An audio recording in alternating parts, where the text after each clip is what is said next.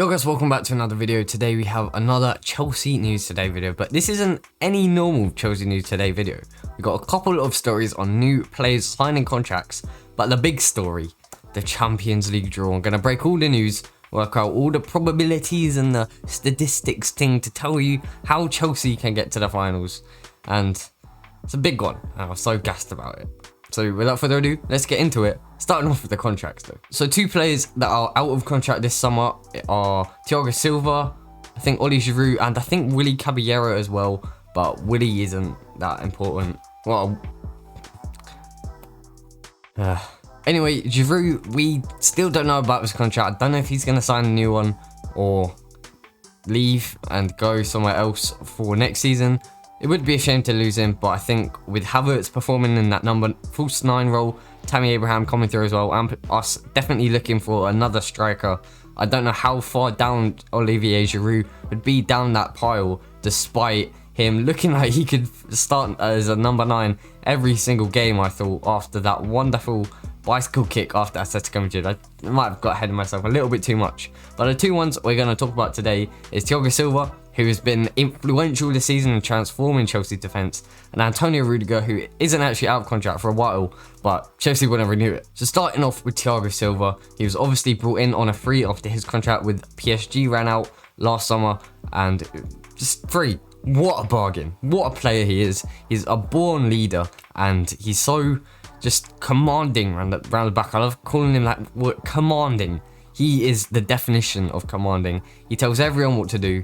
Like, you stand here, you stand there, and he's really helped the likes of Reece James, and I think Christensen as well, and Zuma, and Rudiger, and Azpilicueta, get the best out of each and every one of them. But especially Reece James, he said how much Thiago Silva has impacted his career, and really telling him like where to be, where and when, and really thinks that he can help him escalate his trajectory forwards on a exponential path. Does look like Thiago Silva will choose the option of signing or re-signing another year's contract with Chelsea after his very impressive first season. I don't know if he'll go any further than that. He has got a lot left in him apparently. He does want to keep going until I think it's 40, but I think he'll want a happy ending towards the end of his career. Back in Brazil, I think they want him. He wants to go back eventually, but I think he's still good enough to play at the top level for another couple of years. And when Thomas Tuchel was asked about it, he did say that it's too early to decide, but I think it has looked like he will extend his 1-year contract to a 2-year contract ever since he really stepped in the door. But Thomas Tuchel did also drop a hint saying, but if you watch the celebration pictures carefully, you will see how young he looks. He's running up and down the stairs dressed like a 28-year-old. So I think there's still a way to go, which I think that's kind of like foreshadowing the fact that he will stay another year, which is going to be huge news, especially if Tuchel wants to take this team further. The other player we're talking about, the contract, blah blah blah, Antonio Rudiger. He's been really good under Thomas Tuchel, despite the fact I wasn't so keen on him under Lampard. He's really stepped up, one of the better defenders in the Premier League, I think, especially recently. He has Luis Suarez in his back pocket for both legs. That is not easy, and Virgil van Dijk will tell you that.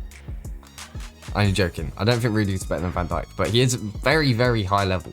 And a few teams have Rudiger on their radar, likes of Juventus and Spurs. They're two top destinations that they really want to sign Rudiger.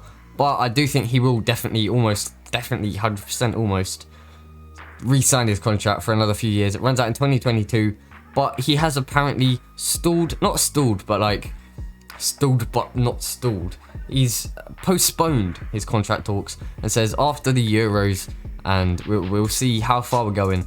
Maybe he doesn't think that Tuchel will stay in for as long as he hopes.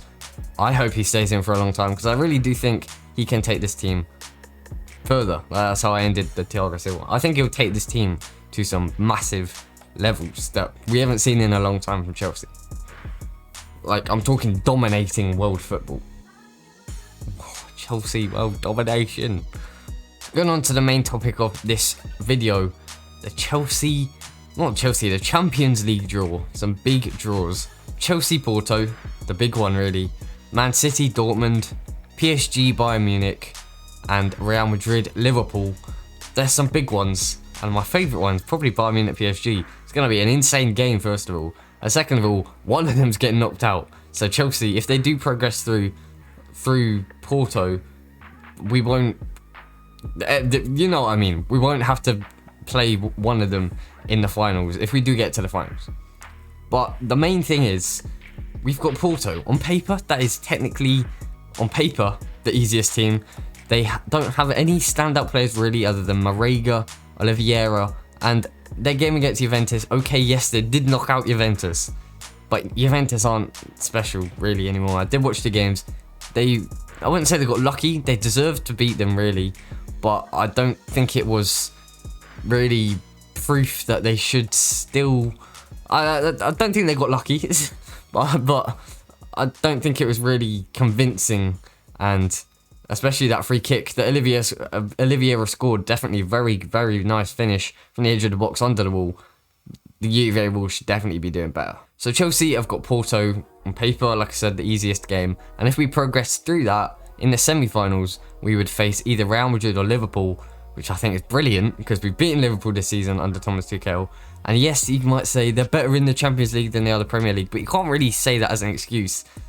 They don't want to be better in the Champions League than the Premier League. They want to be best in both. But you can't really say they're good in the Champions League, but bad in the league. It just doesn't work like that.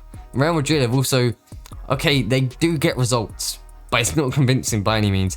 They do somehow manage to get points without playing well, and they're still in the quarterfinals of the Champions League, the only team in Spain left in it, and they're also still up there for the La Liga, but they're behind Atletico Madrid, and we trounced. Is that even a word? I'm mixing thrashed and trounced. We trounced Atletico Madrid 3-0 over 2 legs, so I do feel confident about beating any of those two teams, Liverpool or Real Madrid, which then leads us into the final. Now the other pool, Man City, Dortmund, PSG, Bayern Munich, I think probably City are favourites for the Dortmund game, so they'll probably go into the semis personally, and Bayern Munich and PSG, that's going to be very, very tight and very close to goal. But personally, I don't know if PSG will counter Bayern Munich, but I do think Bayern Munich just have so much talent that they are probably also favourites to go through. So it'll be a City-Bayern semi-final. What a semi-final that would be. And one of them's going out. One of them's going through, one of them's going out. I have no idea who this would be, but just have a gut feeling if this was the draw. I just think it would be City Chelsea in the final. What a scary thought, but all league form goes out the window in finals. We did it in 2012. Imagine if we play Bayern Munich and win the penalties. Mason Mount, we're not winning penalty. Oh, the seeds. Instead of Drogba, it's Mount. Instead of Torres scoring the equaliser, it's Werner. Oh, I can't even imagine. I can imagine it. That would be mad. But if we win the Champions League, oh my god, the Champions League. So yes, Chelsea do have a very easy, technically, theoretically easy route to the final. Not easy, but favourable. But I hate to bring it back to this, but the World Cup 2018, England had a very favourable route to the final. We had, I think, Sweden and Colombia, and then Croatia, and then the final against France, which I don't think we would have won anyway. But we lost to Croatia in the semis, and then lost to Belgium in the third place playoff. Oh no, Kieran Trippier, what a free kick. Anyway, my heart's broken from that, but it could be torn back together. It could be replaced back together if Chelsea win the Champions League. Now, like I said, I'm not going to get too ahead of myself, but if we play like we did against Atletico Madrid, Man United, Liverpool, all the games recently, we have got to be at least up there in challenging the favourites for this Champions League. I think we can beat Porto. I think that's a given.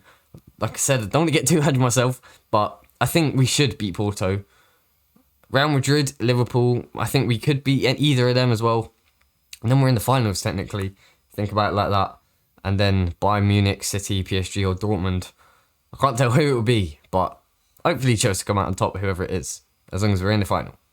Anyway, that is all for today. Thank you very much for watching. Comment down below your thoughts. Subscribe if you're new around here. Commonly Blues. Thanks for watching. Goodbye.